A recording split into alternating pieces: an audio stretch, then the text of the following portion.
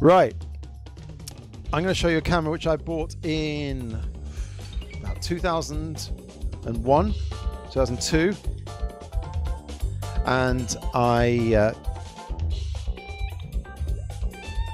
used it all the way until about 2013. I filmed my kids growing up with this thing. This is a camera to show off. This is a show-off camera. It is the Agfa Movexoom 2000, but not just Movexoom. Movexoom. It's so futuristic. The year 2000, when this came out, came out in 1974 or something. When this came out, it was so futuristic. The year 2000 was all they could think of when they gave this a name. They said, no. Well, should we call it the 200? No. 2000, because this is the camera of the future.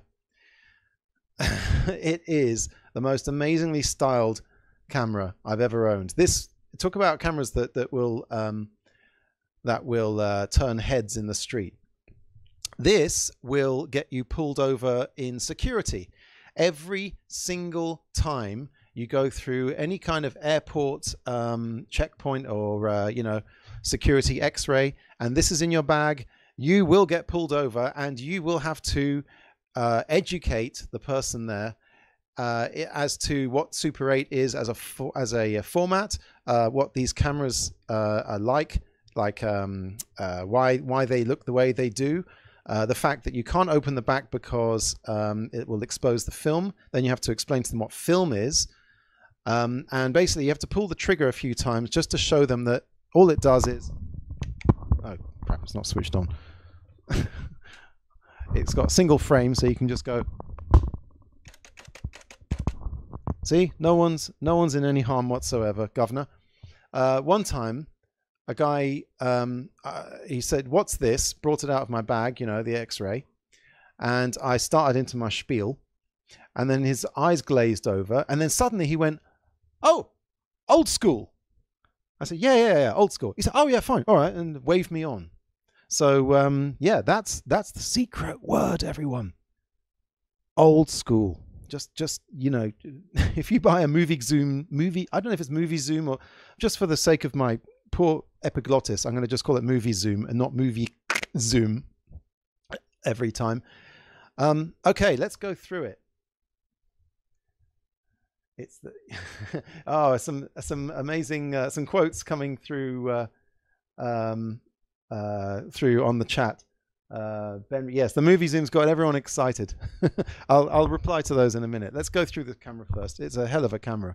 Okay, firstly, this I'm going to just zoom up a bit. So I'm not zooming it. Focus a little bit closer so you can see this. It's got this amazing integrated zoom and focus knob. So on the outside, if you turn that, that's the zoom, and on the inside is the focus. A brilliant idea, because with one hand you can do everything, and your hand isn't fiddling around on the front of the lens like with so many of these cameras. It's just clinically, okay, zoom to here, focus to here, I'm ready, boom. This is a remote switch, so you can activate it remotely or even with a intervalometer. This, so it says trick, is in fact just run lock. I don't know why they call it trick, but if you start running, oops, if you start the motor, engine, if you start the motor running and then go to trick, it stays on. No particular reason for that. Anyway, okay, it's got your speed selectors, 18 frames a second, 24 frames a second, and single frame 1. So 18, 24. And here, you've got this collection of very strange symbols here. They're not that strange, but A is on with automatic metering. 0 is off. If you move to there, it doesn't stay there, but if you move to there and the battery is okay, it's a battery check. A green light comes on the viewfinder. And plus is to run with backlight correction, i.e. opens up the iris one stop. Now I have a little film it's really difficult to see inside this thing, but one of the nicest things about this camera is that it has an extremely clear and light viewfinder. In fact, as you notice, it doesn't even have a rubber suction cup because it doesn't need one. If you just get your eye close enough to there, you'll see a nice big field of vision inside there. And I went and filmed that beforehand. Here we go. Yeah, it took a couple of goes to get it right. But, oh yeah, and that when it's running, see that, here we go. When it's running, see that thing at the top there, that circle with that wiggly line? That's to show you that the film is actually running through the gate at that time, that the motor is running. Anyway, that's what it looks like inside the eyepiece with the f-stops below there. It shows you what f-stop it's chosen. I think it's opened up completely wide, which makes a bit of sense. And the film, it's a back loader as well.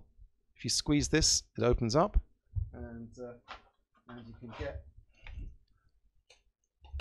there we go, straight in there, and it loads from the rear. And there's nothing on this side; it's just brushed steel, which is bloody lovely, I've got to say. Oh yeah, finally, it has, of course, motorized zoom, motorized, you know, which works. Amazing.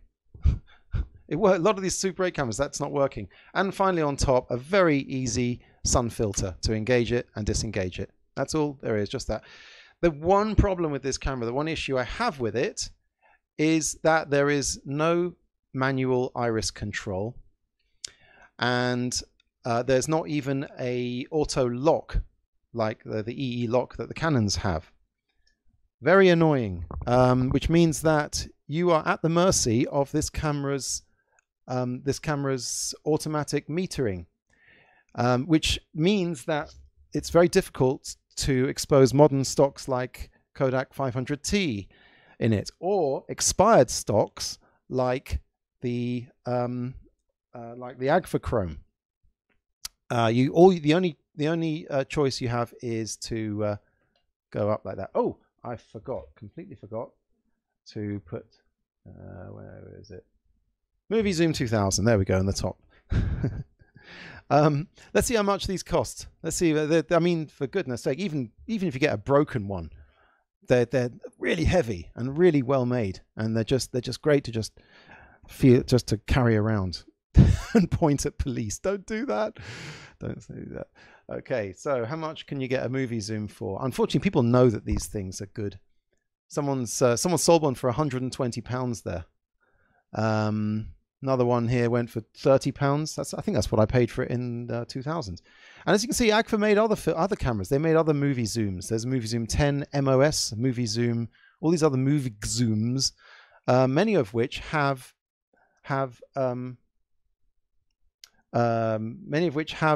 oops. Oh, sorry, my Zoom meeting just finished. No one was on anyway. So yeah, many of these Movizooms had actually the manual aperture, unlike these ones, which, let's face it, were, you know, all about the looks and the styling. So that's the Moviezoom 2000. Now, I have neglected my my chat, my people writing all sorts of things in. So let's see what you've all got to say for yourselves. Petko Lordanov says, your Agfa from those days looked really good. Most of the one I watched that was shot and processed in the 70s, 80s have by now turned very magenta colors. Yeah, well, that has happened, yes. I mean, maybe it's because I packed it. I watched it once, got motion sickness, and then packed it away in a tight box for the next 34 years or so. John Oates said, you'd be shot dead by the police if you pull that out. Yeah. Well, you know what? If you're wearing a Star Trek outfit, then they'd probably give you a pass. Because, I mean, that's what most people say when they see this. They say, is that a radar gun? No, it's a bloody tricorder from Star Trek. It's a phaser, you ignorant fool. Let's see some good footage. Let's see some. I mean, I've already tipped my hat. Let's see some footage shot on the Movexoom 2000. Oh my goodness, it looks good. I'm already telling you that. Here we go. This was shot at a workshop I did. Here I am. Here I am. Yeah, it's a workshop I did at the Institute of Making a couple of years ago, and this was shot by my students. And as you can see, it's got. I'll go away. It's got an amazing lens on it. This thing. It's just everything is lovely and pin sharp. Of course, the developing slightly ropey, but it was all done in a logo. People didn't know what they were doing. Oh, I'm echoing. Sorry about that. I forgot there's music to this. Oh my goodness. Probably didn't hear any of that. Anyway, so yeah, looks really nice. The Movexoom. I mean, Agfa.